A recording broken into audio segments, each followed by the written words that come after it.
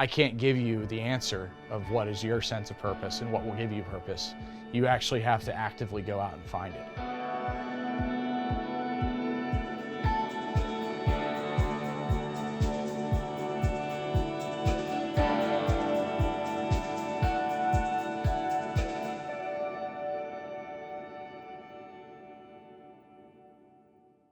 On both sides of my family, there's been a lot of military service. On my mom's side of the family, my grandfather fought at the beaches of Normandy, like did the Normandy invasion, went all through Europe during World War II. My dad's dad fought in the South Pacific during World War II. My dad joined in '79 and he retired the same year I did, 2015. So a lot of patriotism in this Hartswick family, you know.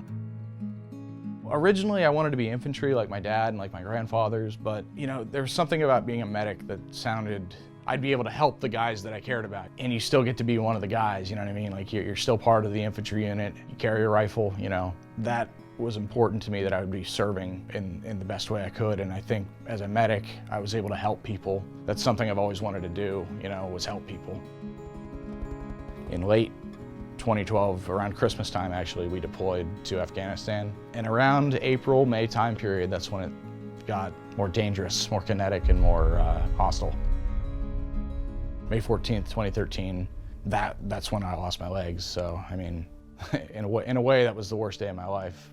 I was actually like not even supposed to be outside the wire that day. I was actually on guard duty of all things. We heard over the radio that our second platoon was getting fucked up by IEDs and small arms fire.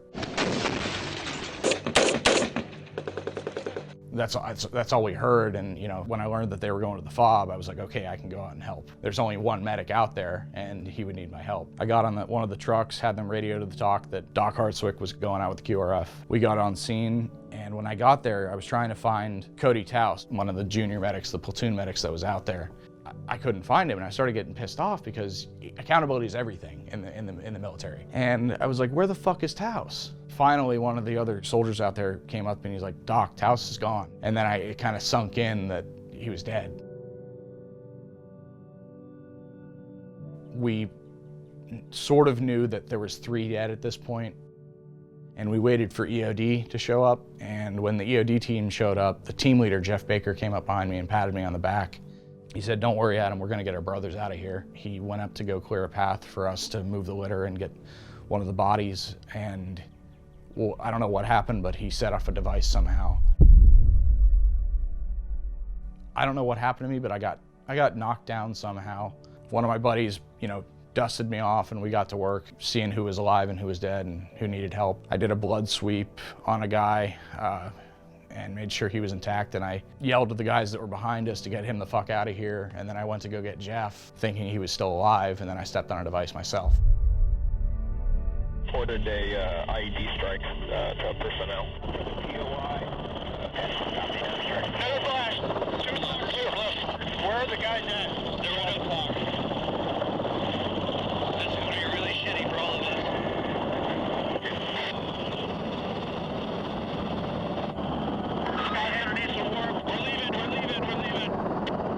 They loaded me on, as well as one of the EOD guys that got blown up.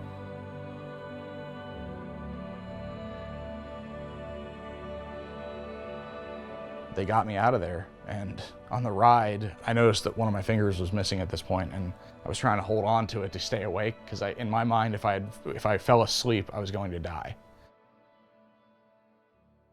Had to make the decision to call my dad or my mom, and one thing they always tell you is, if you die, don't make your mom identify your remains, because she brought you into this life. She shouldn't have to let you leave. So I tried to call my dad first, but I couldn't get a hold of him because he was out in the mountains of Colorado. So I had to call my mom then, and it was 2 o'clock in the morning in Pennsylvania. I was like, hey mom, did you get my news?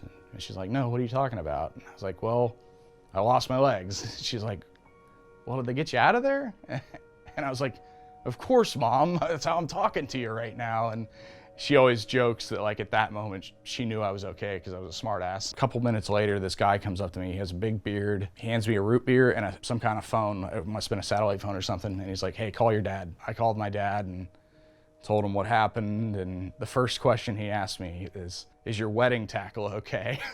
And I was like, thanks, Dad, I'm okay, it's okay. I'm missing a trigger finger. And he's like, okay, don't worry, we can teach you how to shoot with a different figure. That began my 6-day journey to get back to Walter Reed in Bethesda, Maryland.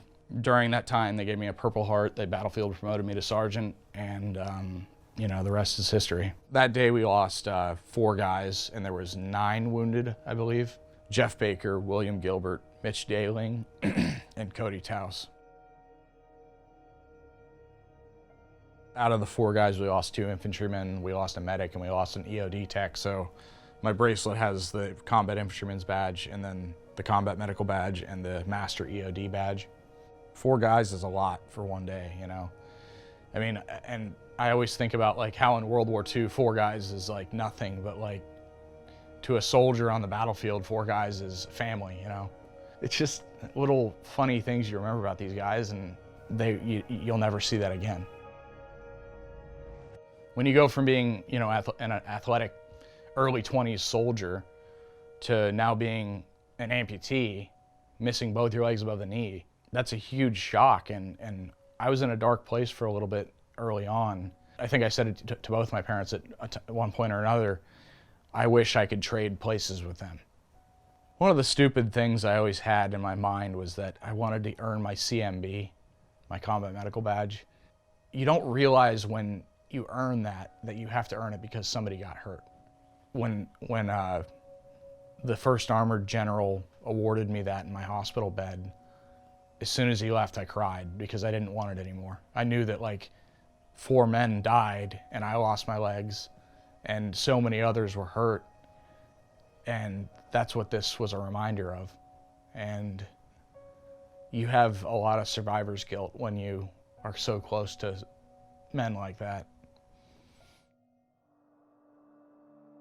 I was there for almost 2 years, learned how to use a wheelchair properly, learned how to use my prosthetics, made a lot of friends with other wounded warriors. I think that's one of the things that got me interested in mentoring other amputees and helping out other people.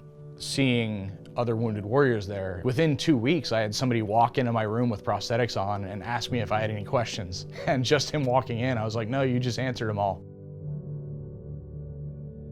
For me, I was fortunate that my story got out there really fast. It was in the newspaper, in the local newspaper here back home in State College, Pennsylvania.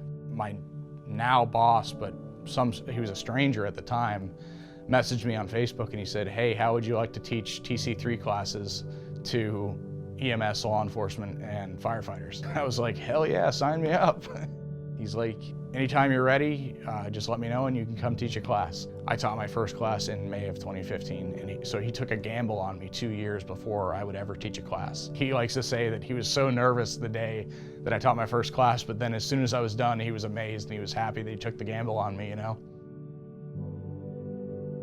It's only been in the last couple years that I've been able to put into words properly what you lack when you leave the military.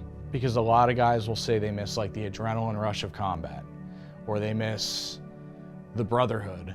It's right to miss those things, but a lot of people don't realize that they're missing that sense of purpose. A lot of guys don't know how to find that sense of purpose again.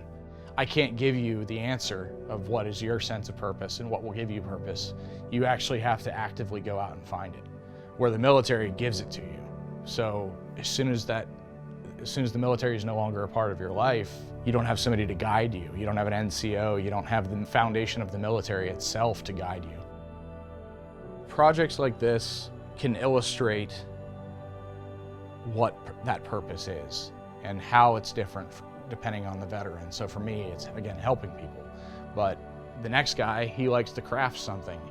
The next guy is a good investor. Because of these stories and because of these plates, you can see what various forms of purpose are, you know, and through that, you're again helping another veteran who's lost find his way.